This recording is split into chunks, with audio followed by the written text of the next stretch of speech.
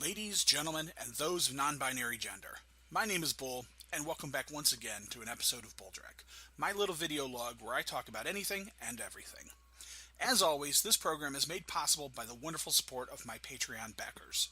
If you're interested in checking out my fiction, my game design, Let's Plays, or any of the other various projects I do, please head over to patreon.com/Bulldrek to find out more and consider becoming a patron. This week, we're going to talk Boba Fett. So Boba Fett, he's this big, badass bounty hunter, right? The coolest thing in the universe. Kick-ass armor, a rocket pack, and a disintegration blaster at his side. Every kid I knew fell in love with him before he even first appeared on screen, thanks in part to a mail-away, rocket-firing Boba Fett toy that showed up on card backs in 1979. But here's the thing that no one wants to admit to. Boba Fett is an empty suit. He's a non-character. He does almost nothing in Empire Strikes Back, and as for his role in Jedi, well, we'll get to that. And frankly, if you stop and look at what he does do, and what is said about him, it doesn't really paint him in a very flattering light. So first, a little history. Boba Fett first showed up as a part of the Star Wars lore in 1978, in the Star Wars Christmas special as part of an animated segment. It was poorly written, even more poorly animated, and is probably one of the best versions of Boba Fett ever put to screen, which really isn't saying very much. The Christmas special is not considered to be a part of the Star Wars canon, and Lucas has said that he has wished he could go and destroy every copy of it in existence. Then Boba Fett showed up as a special mail-away figure in 1979 to promote the upcoming Empire Strikes Back film, which would feature the character. He was initially advertised as having a rocket-firing backpack, though the ad for this was eventually covered up by a sticker on the packaging.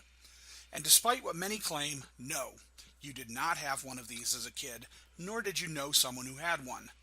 Not one with an actual firing rocket anyways. Due to lawsuits stemming from other toys with similar functions and problems with the mechanism not working properly, Kenner scrapped the rocket-firing concept completely and eventually mailed away figures with a solid backpack. There were around 100 prototypes made in various stages, but none that ever saw any kind of release. Then, 1980, Empire Strikes Back. We finally see Boba Fett on the big screen, and he's awesome. He's this badass bounty hunter that even Darth Vader could barely control, right? And he comes in, captures Han Solo, a job no one else could do, right? Right? Well, let's think about that for a minute. What does he actually do? When we first see him, it's as part of a lineup of other bounty hunters. But the only one Vader says anything directly to is Fett. No disintegrations. When we were kids, we were like, wow, he's so badass, he doesn't just kill them, he disintegrates them. But if you stop and consider it, disintegration is the last thing a bounty hunter should be doing. Even if a bounty is wanted dead or alive, or even just wanted dead, you need proof that you did your job. Showing up with a handful of carbon ash to say, hey, here's the job done, pay me, that's going to get you laughed out of the bounty office. Any dumbass can find some ashes and claim that they're the remains of Han Solo.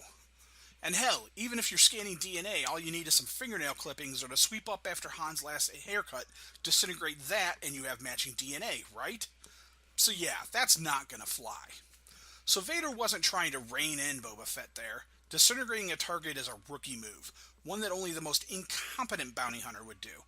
Which tells me Boba has a rep, and not a very good one at that. So how did he get there then if he's got such a bad rep?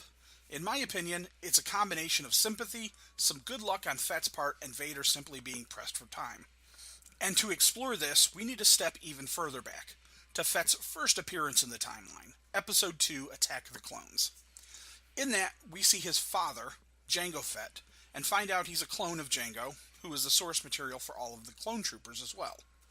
Jango is killed by Mace Windu, decapitated by the Jedi, and we see a young Boba Fett clutching his father's helmet and crying. I think that this scene is pivotal, as I have a theory that leads to why Boba Fett is later given such leeway and has an undeserved reputation in the galaxy, and it all comes down to propaganda. After Order 66 went down and the Jedi became public enemy number one to Palpatine in the new Empire, I think he used Fett as a propaganda tool. His father, after all, was the progenitor of their clone army, and the Jedi killed him. Palpatine had footage of the young, crying baby Fett clutching his dad's helmet, and he plastered that across the galaxy to garner outrage against the Jedi and sympathy for the new Imperial Order. And when Fett decided to seek his revenge, I think Palpatine further used that, showing this boy can rise up, face the hardship and sorrow and horrors that he's seen, to stand against the evil Jedi, and you can too. I think Palpatine helped set Fett on his path, a path that was paved by his legendary and martyred father, and a legacy that Fett's been trading on ever since. He's a screw-up, a walking disaster. I think he disintegrates his target, fires rockets and explosives willy-nilly, causes mass destruction, and in general is the last one anyone wants working a bounty case. But he's famous, he has an in with the Emperor, so everyone looks the other way. So back to Empire Strikes Back. Vader puts out a call for bounty hunters, and just as luck, Fett is one of the few that shows up. Vader puts up with it because he kinda has to. His boss likes the guy. And because, of course, he knows he needs all the warm bodies, and one cold-blooded and even a couple metal ones, that he can find to track Solo. And then Fett gets lucky. Maybe he actually figures the same trick as Solo. Though I don't think he did, because if that were the case, he'd have blown the whistle on Han and the Falcon before the Star Destroyer jumped to light speed. Instead, I think Slave 1 stalled out. I think that it's held together by duct tape, chewing gum, and baling wire just as much as the Falcon is, since Fett is far from an actual successful bounty hunter. He may be famous, but he's not actually collecting too often. Again, since few bounties state wanted dead, alive, or as easily faked dust. So Fett leaves with the rest of the bounty hunters, but Slave 1 stalls. The destroyer makes its jump out, and just as Fett's about to tape a couple of wires together to get his ship moving again, hey, is that the Falcon? I think so, maybe we should follow it. And eventually, Boba follows the Falcon to Cloud City, and once there, does Fett capture Han, Leia, and Chewie? No, he does not. And this is why I think that even the speculation that maybe Fett is a walking disaster area is overestimating him some. I think Fett's just a klutz and a goof, and he knows it. Because if he even thought he was half the badass that the fanboys think he is, he'd have gone in and taken Solo himself.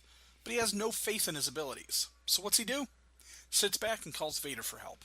That's right, Vader. If you remember, Vader's the one that captures Han Solo, not Boba Fett. The only thing Fett actually accomplishes in Empire Strikes Back is tracking Solo, and I fully believe that even that was pure accident. Vader does all the work for him, and Solo gets to take his Han Solo carbonite coffee table back to Jabba, where he claims the reward money. I can just see Fett gleefully claiming all the credit, bragging about how he didn't even disintegrate this one. And then we see him again in Return of the Jedi, where a year later by the timeline, he's still hanging out at Jabba's palace, basking in the success of capturing Han Solo and flirting with Jabba's palace girls. He tags along to the Sarlacc pit, where he's pretty much outclassed by everyone. Luke is handcuffed, but is still able to lightsaber Fett's gun and get free of Fett's only successful offensive move, which is an entangling cable. Then, a blind Han Solo flails wildly and sets off Fett's rocket thruster, sending him careening and screaming like a little girl into the side of Jabba's sail barge and into the Sarlacc pit. An ignoble death for an incompetent buffoon who spent his life as a prop for a warmonger, trading on his daddy's name and desperately wishing he could live up to his supposed reputation. But, I will admit, the armor looked cool. Alright, ladies and gentlemen, did you agree with me, disagree with me? Let me know in the comments below. Like the video if you liked it. Subscribe if you want to see more of my videos. I'll be back next week with another Bulldrek. Thank you very much, folks, for listening and watching. Be sure to check out my Patreon page, and I will catch you next time. Later.